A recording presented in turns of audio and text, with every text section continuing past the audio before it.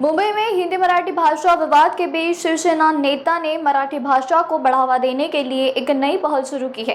इस अभियान के तहत ऑटो रिक्शा चालकों को मराठी सिखाने का कार्यक्रम चलाया जा रहा है। इस सिलसिले में शिवसेना नेता संजय निरुपम ने आज रिक्शा चालकों से मुलाकात की और उनसे विस्तार से बातचीत की। संजय निरुपम ने कहा है कि महाराष्ट्र में रहकर और व्यवसाय करते हुए मराठी भाषा का सम्मान करना हर व्यक्ति की जिम्मेदारी है। उन्होंने रिक्शा चालकों से अपील की है कि वे मराठी भाषा सीखें ताकि यात्रियों से बेहतर संवाद हो सके और राज्य की भाषा एवं संस्कृति का समापन भी बना रहे। उन्होंने यह भी स्पष्ट किया कि यह अभियान किसी भाषा के विरोध में नहीं है, बल्कि मराठी भाषा के सम्मान और उनके अधिकार से अधिक उपयोग को प्रोत्साहित करने के उद्देश्य से चलाया जा रहा है। इस दौरान बड़ी संख्या में रिक्शा चालक भी मौजूद रहे और उन्होंने इस पहल में सहयोग करने की बात कही।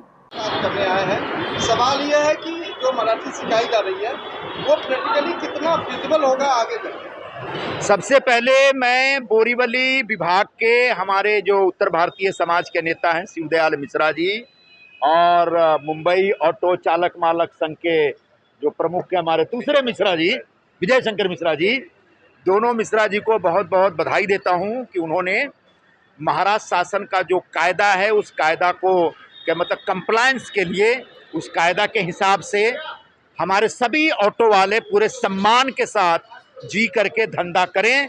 इसके लिए यहाँ पर मराठी भाषा सीखने की एक कार्यशाला चला रखी है। आज इस कार्यशाला में भेंट देते हुए मुझे बड़ी खुशी हो रही है। 15 अगस्त तक ऐसा सरकार का फैसला है कि मुंबई के जितने भी ऑटो वाले हैं सबको काम चलाऊ मराठी भाषा आनी चाहिए। जो बुकलेट बनाया है सरकार ने उसमें 15 सेंटेंस हैं और 15 वाक्य एकदम सरल हैं और मुझे लगता है कि इतना बोलने के लिए सबको आता है।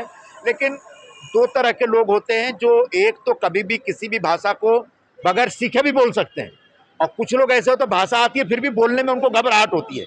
तो मैं अपने सभी साथियों से निवेदन करूँगा उस घबराहट को तोड़ फोड़ के बाहर निकलिए और खुल के मराठी में बोलिए, धड़ल्ले से बोलिए, फर्राटेदार मराठी बोलिए और मराठी में अपने जितने आपके पैसेंजर हैं उनके साथ संवाद करिए। और मुंबई महाराष्ट्र में यहाँ की राजभाषा मराठी है, इसलिए मराठी भाषा का सम्मान करिए। धन्यवाद।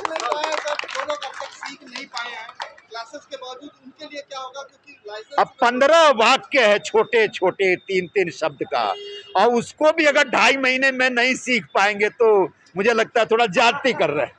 15 सेंटेंस है 2.5 वर्ड का, इतना तो सीख ले महाराज।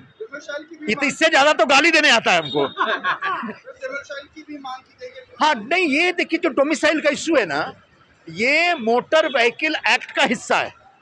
मोटर व्हीकल एक्ट में इस प्रकार का प्रावधान है कि हिंदुस्तान के किसी भी शहर में अगर किसी व्यक्ति को लाइसेंस चाहिए या फिर बैच चाहिए और दूसरा क्या होता है बैच परमिट चाहिए तो उसके लिए उसके पास डोमिसाइल सर्टिफिकेट होना चाहिए। ये महाराष्ट्र सरकार का कोई नया कायदा नहीं है, ये मोटर व्हीकल एक्ट में इस प्रकार का प्रावधान है।